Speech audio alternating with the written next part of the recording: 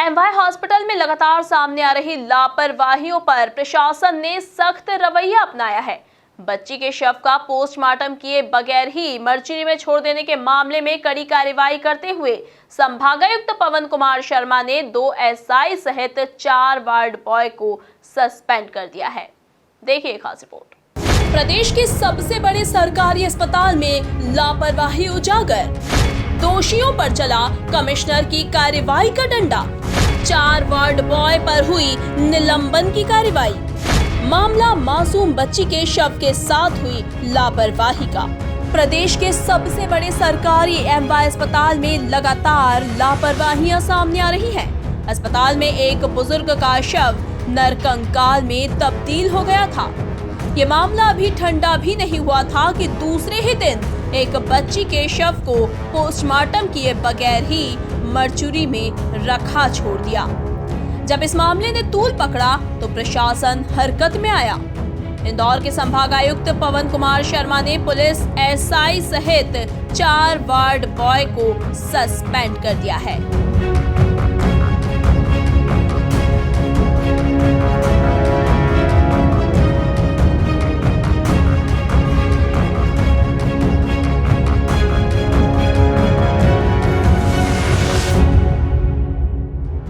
वहीं MY hospital के dean और अधीक्षक को नोटिस जारी कर दिया है। साथ ही एक डॉक्टर की वेतन वृद्धि रोकने के आदेश भी दिए गए हैं। जो बच्ची का है वो शव फ्रीजर में था, बिल्कुल ठीक स्थिति में था।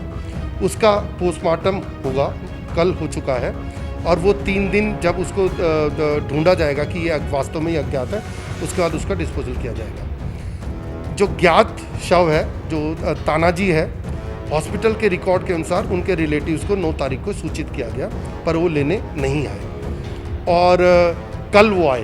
तो बात तो आश्चर्यजनक है कि 9 दिन तक रिलेटिव्स ने पता भी नहीं किया या मोर्चरी वालों को भी रोज़ फ़ोन करना चाहिए था।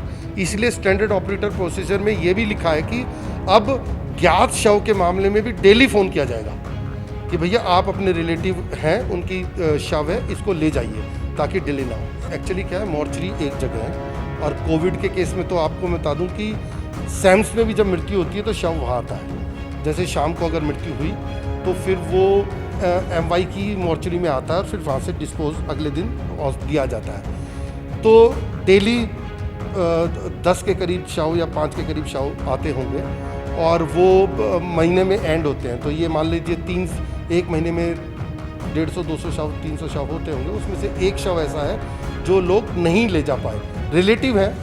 रिकॉर्ड के अनुसार एमटीएच से उनको बोला गया रिलेटिव्स को। अब ये जांच का विषय है कि रिलेटिव्स लेने नहीं आए या इन रिलेटिव्स क्यों लेने नहीं आए। रिलेटिव्स का कहना है कि हमें पहले नहीं बताया गया। यह भी आश्चर्य की बात है कि 11 दिन तक रिलेटिव्स ने पता भी नहीं किया कि उनके मरीज की क्या बीत है। तो प्रथम दृष्टया संभावना नहीं लगती कि 11 दिन तक उनका मरीज अगर अस्पताल में था तो वो पता तो करने आते। पब्लिक डोमेन में हॉस्पिटल का नंबर है, वहाँ एक परामर्श केंद्र है, वो अपने पेशेंट का हाल पूछते कि जी हमारे पेशेंट का हाल क्या है। परंतु 11 दिन तक ना पता करना ये भी थोड़ा आश्चर्यजनक है। सो इसीलिए हमने ये फैसला किया है कि अब प्रतिदिन हम रिलेटिव को फ़ोन करेंगे कि भैया आप अपना शव ले जाइए। वहीं मामले की जांच कर रही अपर आयुक्त रजनी सिंह ने बताया कि जांच में मुर्दा घर के कामकाज में खामियां पाई गई हैं, जिसे दुरुस्त करने का सुझाव दिया गया है।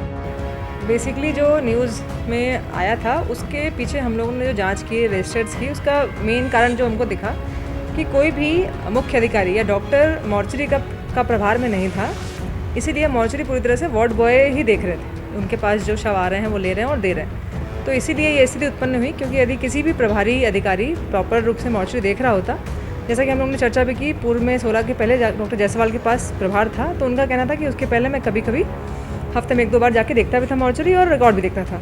तो उससे ये चीज़ें क्लियर हो जाती हैं। रजिस्टर भी जो हम लोगों ने देखी है उसमें थोड़ा सा, क्योंकि कार्य बहुत ज़्यादा है और चीज़ें जो हैं बिल्कुल अपने मतलब पुराने स्वरूप में ही हैं, तो इसीलिए उसको चेक करना मुश्किल है। तो इसीलिए हम लोगों ने SOP बनाया है, उसमें एक रजिस्टर का फॉर्मेट भी दिया है अलग से बनाने के लिए कि जो अज्ञात शव है उनका एक अलग ही रजिस्टर बनाया जाए। क्योंकि नॉर्मली इनके पास जो डेड बॉडी स्लिप है वो बहुत मोटी सी एक पंजी है, उसी में सबकी एंट्री करते हैं। तो उसमें ढूंढना कि कौन अज्ञात है, कौन ज्ञात है और किसका बचा हुआ है, ये मुश्किल है। तो अलग से एक अज्ञात की पंजी रखवाने के लिए उसमें लिखा हुआ है। उसमें वो केवल अज्ञात की पंजी होगी और वो दोनों जगह पे कैजुअलिटी पे भी रहेगी और मॉर्चरी पे भी रहेगी, जिससे कि वार्ड बॉय को भी पता हो, डॉक्टर जो इंचार्ज उनको भी पता हो कि इतने शव अभी भी बचे हुए हैं डिस्पोजल के लिए। बता दें कि इंदौर संभाग आयुक्त पवन कुमार शर्मा के आदेश के बाद एसपी ने दोनों आरक्षकों पर कार्रवाई की है। ये पूरी कार्रवाई जांच कमेटी की रिपोर्ट के आधार पर की गई है। इसके साथ ही कमिश्नर ने अज्ञात शव के लिए मानक प्रक्रिया तय करते हुए 2 दिन में पीएम और तीसरे दिन निगम को सूचना देकर अंतिम संस्कार कराने के निर्देश दिए हैं। इंदौर से एमपी न्यूज के लिए धर्मेंद्र यादव की रिपोर्ट।